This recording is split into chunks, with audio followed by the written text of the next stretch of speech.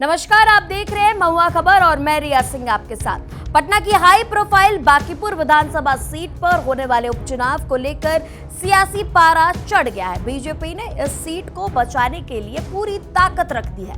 Party ने राष्ट्रीय अध्यक्ष नितिन नवीन समेत 40 नेताओं को स्टार प्रचारकों को बनाया गया है। वहीं विपक्ष बीजेपी की इस रणनीति पर सवाल उठा रहा है। विपक्ष का कहना है कि एक सीट के लिए इतने बड़े स्तर पर प्रचार अभियान चलाना बीजेपी की चिंता को दिखाता है। क्या बीजेपी अपनी मजबूत पकड़ वाली बांकीपुर सीट को बचा पाएगी या फिर विपक्ष इस बार मुकाबले को रोचक बना देगा? देखिए, इनको तो प्रधानमंत्री जी को हो सकता है कि इसी बीच में ले आएंगे, अगल बगल में। प्रधानमंत्री जी भी उपचुनाव में सुन रहे हैं कि आने वाले हैं, तो ये बीजेपी का डर सामने दिख रहा है। उसी का नतीजा है कि 40 स्टार प्रचारकों का सूची जारी किया गया। मेरा सवाल है उस फर्जी उम्मीदवार से कि भाई, ये बांकीपुर का जनता जानना चाहता है कि ये जो फर्जी उम्मीदवार है, ये मैट्रिक के बाद सीधे ग्रेजुएशन कैसे कर लिया, ये इंटर किया कि नहीं किया, और इंटर किया तो उन्होंने क्यों नहीं इसमें अपना समय बताया कि कब किया है। और जिस तरीके से निर्वाचन पदाधिकारी पर भी सवाल है कि आखिर इसको वैध कैसे करार दिया गया इसके नामांकन को, जबकि यह अवैध होना चाहिए। जो आदमी अपना इंटर का पेपर नहीं दिया, ग्रेजुएशन डायरेक्ट कर लेता है, तो कहीं ना कहीं सवाल तो जरूर उठता है कि भाजपा और लोजपा के लोग क्या फर्जी डिग्रीधारी हैं क्या? जो लोग फर्जी डिग्री लेकर करके और ना जाने पीएफसी कोर्स कर लिया या कौन सा कोर्स कर लिया, ये इस पर सवाल उठता है। आखिर वैध उम्मीदवार अगर है तो उसका जो अपना सर्टिफिकेट दिया है या जो अपना समय सीमा बताया कि 2012 में उन्होंने मैट्रिक किया, 2024 में ग्रेजुएशन किया, तो 2014 में, 15 में, 16 में इंटर कब किया, ये बताना चाहिए। आप बताइए ना कि भाजपा में सदस्यता ग्रहण करने का कोई समय सीमा है कि नहीं है? क्या ये बाल सदस्य को टिकट देने का काम किए थे? अब बीजेपी हार रही है और इसीलिए उसने अपना कैंडिडेट बदला।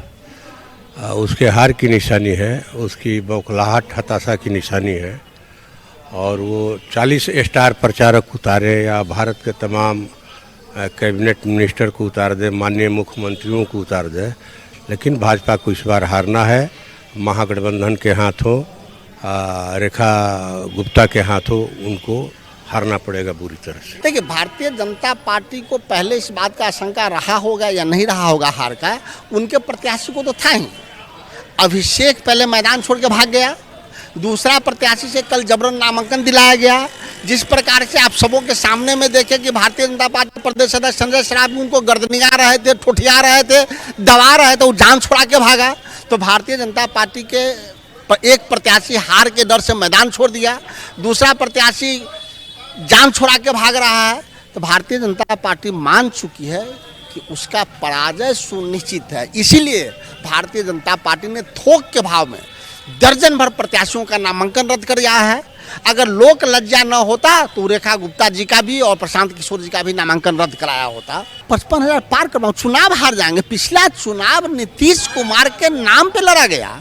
नरेंद्र मोदी जी, सम्राट चौधरी जी और देश के तमाम लोग नरेंद्र मोदी जी के नाम पे नीतीश कुमार जी के नाम पे वोट मांगे थे। नीतीश कुमार के मुख्यमंत्री बनते ही जबरन नीतीश कुमार को ईडी, सीबीआई और जेल का डर दिखाए नजर बंद करके दिल्ली भेज दिया गया और सत्ता को हथिया लिया गया।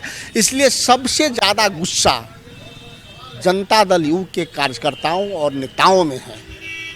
इसलिए भारतीय जनता पार्टी की पराजय सुनिश्चित है।